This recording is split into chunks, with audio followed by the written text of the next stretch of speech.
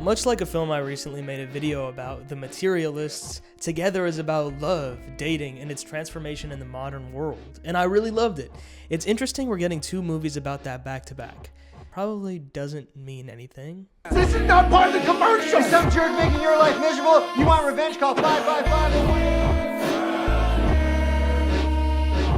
Starring actual, verifiable married couple Alison Brie and Dave Franco, Together tells the story of Tim and Millie, an American couple that's in Australia for some reason. Definitely not because that's where the director's from and where shooting's cheaper. It's pretty clear that Together is the directorial debut of writer-director Michael Shanks, but I mean that in a great way. Alison Brie and Dave Franco agreed to do the film partially because of his short film Reboot, a stop-motion animated short about a skeleton who finds out that the film for which he was made is being rebooted.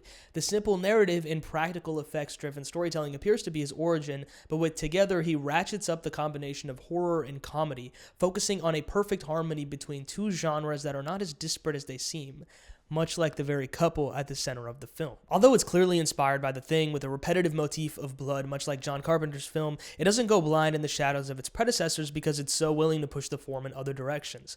Not to mention, it doesn't rely exclusively on absurdist comedy, with grounded moments of lightheartedness and realistic banter between a couple in a decades-long relationship. It reminds me of Jordan Peele's maxim that comedy and horror are identical in structure.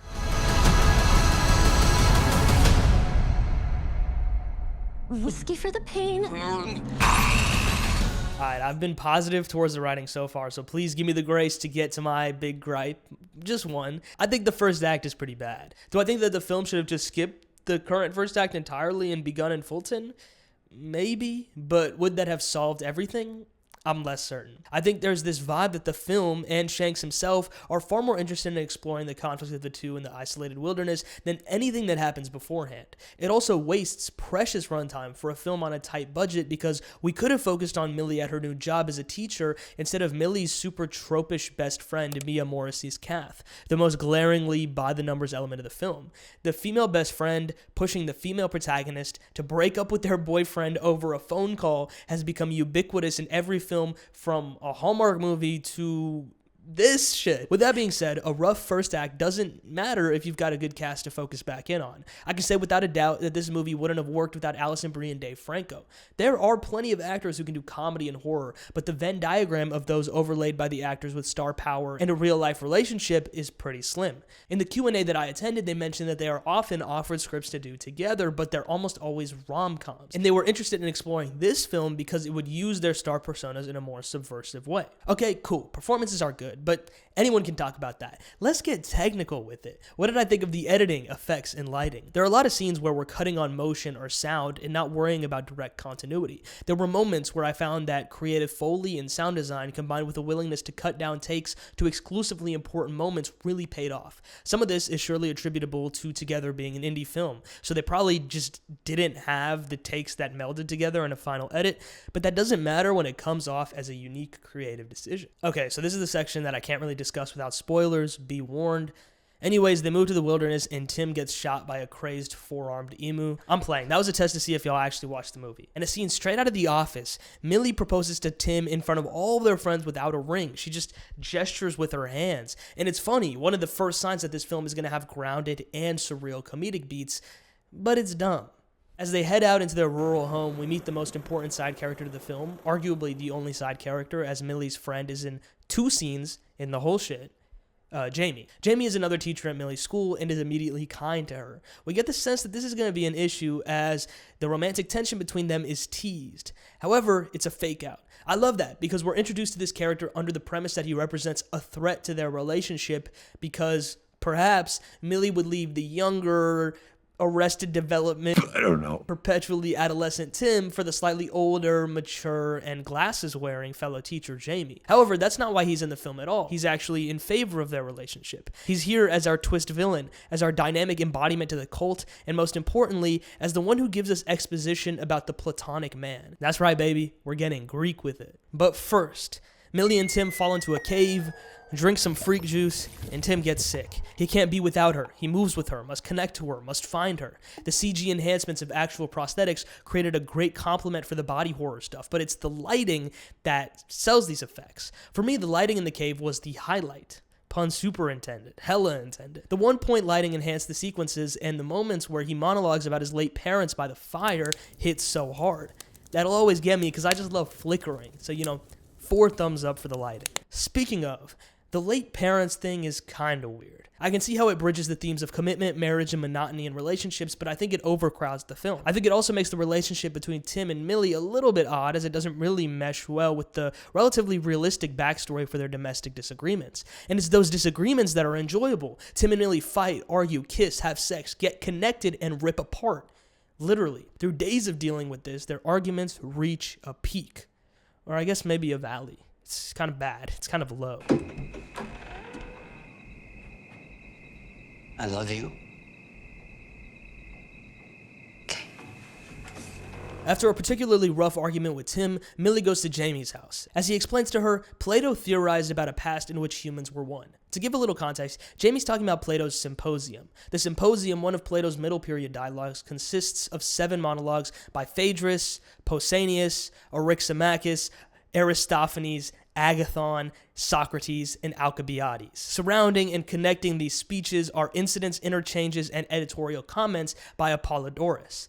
A symposium was a drinking party of men in ancient Athens, and in this story, the 7 men get drunk on conversation on the topic of Eros. Not only is this story the source of the myth at the center of Together, but it's also the origin of why we call it platonic love, but that's just a side note. Each of the speeches by those 7 crazy-ass names I definitely got right connect Eros to another fundamental aspect of the universe, with Aristophanes in particular telling us the story most relevant. In between intoxicated burps, Aristophanes tells the crowd, and us, that androgynous male and female genders once existed, as all human beings were actually composed of 2 beings in a bowling ball form. Stay with me here. This combined spherical creature with 4 arms and 4 legs and 2 genitals appears in a heightened freaky form in Together as the creature who nearly kills Tim in the cave. At the need of Zeus to weaken us, each human being was split, and we withered in need of the other. The male human split to create 2 men, the women split to create 2 women, and the androgynous split to create a man and a woman, but regardless of what the original gender was, they all desired reunion with their other half. This, for the ancient Greeks, explains straightness, gayness, and lesbianness. But Zeus eventually took pity on this new version of humanity, these sad halves yearning for their other hemisphere, if you will. In translations by William S. Cobb, Aristophanes says, "Love collects the halves of our original nature and tries to make a single thing out of the 2 parts so as to restore our natural condition." By the way, if you're finding this element of the film interesting and you're into weird cinema, I'd recommend John Cameron Mitchell's 2001 musical Hedwig and the Angry Inch. And yes, if you read that synopsis, that film is so much deeper than it seems.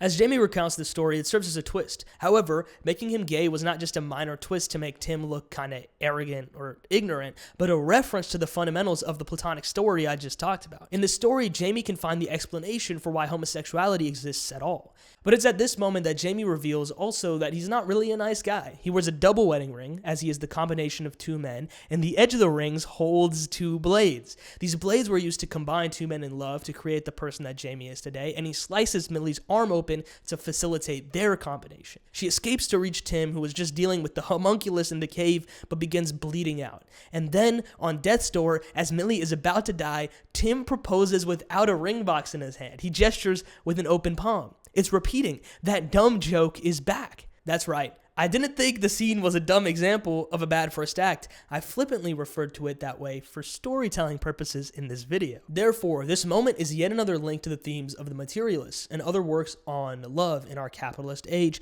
that have been made in recent years. The Empty Hand, the Ringless Proposal, is a pure representation of romantic commitment detached from material objects, from consumerism. But then why was the first proposal in the penthouse apartment not accepted? Well, it wasn't genuine, right? Millie didn't propose out of a desire to actually marry Tim. She proposed to gain some semblance of security in their relationship as they made a major move. After all, when 2 have dated for a decade, isn't this what they must do? Isn't the institution of marriage little more than a guarantee that a heart won't be broken? Not if we bring it back to Plato. Evidently, the seemingly insane origin story within the Symposium does explain many aspects of humanity, like sex drive, androgynous gender, and sexual orientation. The final form that is created at the end of the film between Tim and Millie, which Alison Brie and Dave Franco lovingly call Tilly, is not visually inspired by the Platonic Man. Like I said, the Platonic Man is the freaky creature in the cave, and in this film we get a more united and not fucking insanely creepy option for the fusion between man and woman who truly wish to be one. Leaving the theater, I almost tortured myself with the question,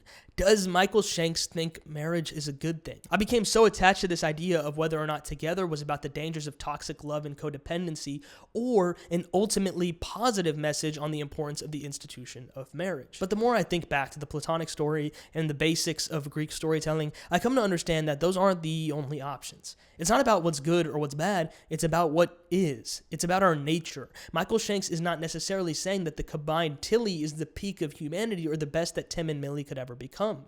But what he is saying is that it's the natural conclusion of their relationship. It's intrinsic. Zeus didn't consider whether splitting humanity in half was a good thing or not. He just did it. And that leaves every single one of us with the same fate, chasing the other half of a whole we were supposed to be.